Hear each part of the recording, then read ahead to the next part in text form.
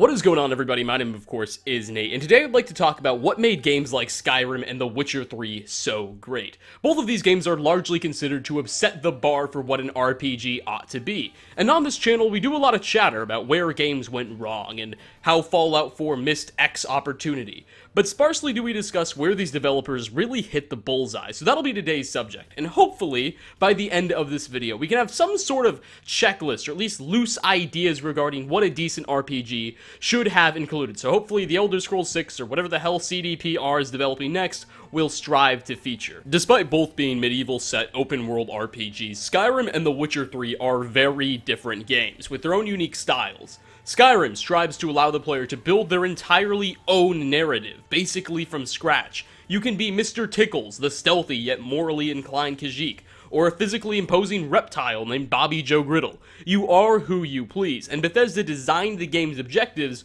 around this level of non-linearity.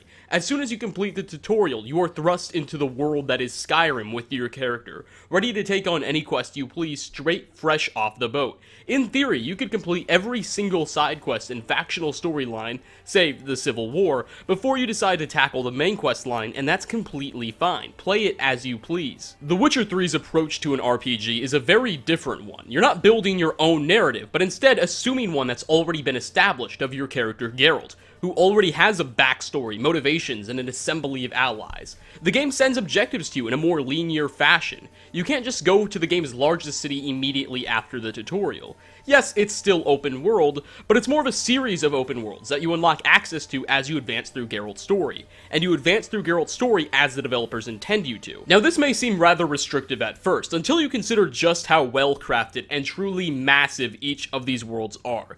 Combined they equate for a total of 136 square kilometers, compared to Skyrim's map of just 39 square kilometers. Now, I know I have said in the past, map size certainly isn't everything. It isn't. However, Witcher 3 has a very large map, and that map is well crafted.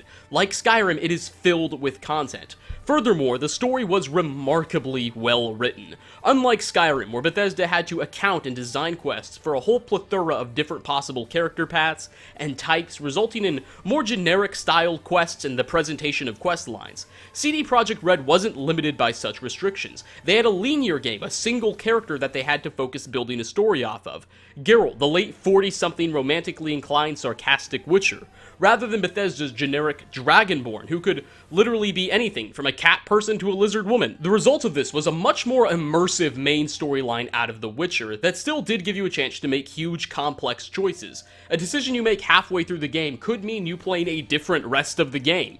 And altogether, The Witcher 3 had an astounding 27 different endings. In essence, the chief difference between Skyrim and The Witcher 3 is that Skyrim hands you a sandbox to craft your own unique story in, and build your character how you want. The Witcher 3, on the other hand, sacrifices that freedom to create a more compelling and more immersive main storyline, and both of these formulas succeed remarkably well. Now, I want to make it clear, when I say The Witcher 3 has a more compelling, a better main storyline, that's strictly what I mean, not better backstory and lore inherently. Now, some would argue The Witcher 3 does have a better one, some would say Skyrim. That choice is really up to you. But both of these games really do have a well put together backstory, and the way they deliver their respective backstories is where we begin to see overlapping similarities. Both titles have an enormous level of depth behind them within their lore, and The Witcher 3 actually probably does hold somewhat of an advantage here, being based off of an already existing series of novels. But Bethesda was also able to create an impressive, interesting story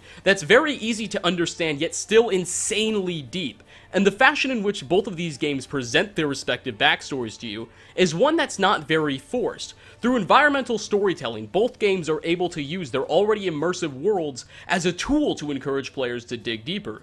In Skyrim, you'll stumble upon a cave full of corpses with a tunnel leading to Dwemer ruins, and be inclined to ask, what happened here? And you want to finish that story. And that's why so often I'd catch myself in Skyrim and The Witcher going into dungeons and doing certain side quests, not because I cared about a specific gear reward or wanted the XP or just wanted the achievement, but because I wanted answers to that story. And these games' ways of leading us to actually care about the world itself outside of whatever their main storylines are is truly brilliant. So many other games try to do something similar here, and they may even end up succeeding at building amazing worlds with epic backstories backstories, but they often just end up overwhelming the player with information, attempting to describe their entire universe in a single series of cutscenes near the introduction.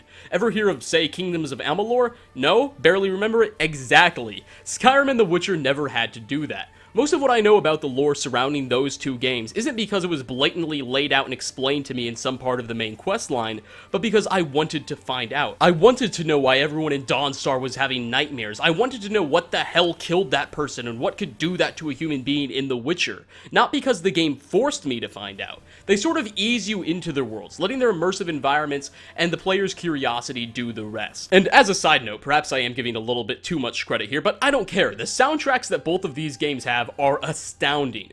No doubt all of you watching have already heard Skyrim's, and most of you have also heard The Witcher 3's. In fact, all of you have heard some portion of The Witcher 3's soundtrack because I'm playing it in this video's background. The music these titles have just still seems to complement these games so well, even after hundreds of hours, where other titles have driven me to disable all music by virtue of its repetitiveness after only a few. The rest of what propelled these games into our hearts, in my opinion, can really just predictably boil down to hard work, experience, and an understanding of their player base by the developers. The detailed maps they created, the leveling systems that were accessible to newcomers, but certainly didn't turn away franchise vets, Fallout 4, and the occasional relief from seriousness with instances like stumbling across Maik the Liar in Skyrim, or that cross-dressing elf in Witcher 3, just to name a couple. These games were just altogether solid masterpieces that have and will continue to have a lasting impact on their genre. And on that tune, we are going to wrap up this video. Thanks for watching, everybody. If you enjoyed, a like rating is always very much appreciated. If you have anything you'd like to add to the conversation, think I missed something or whatnot,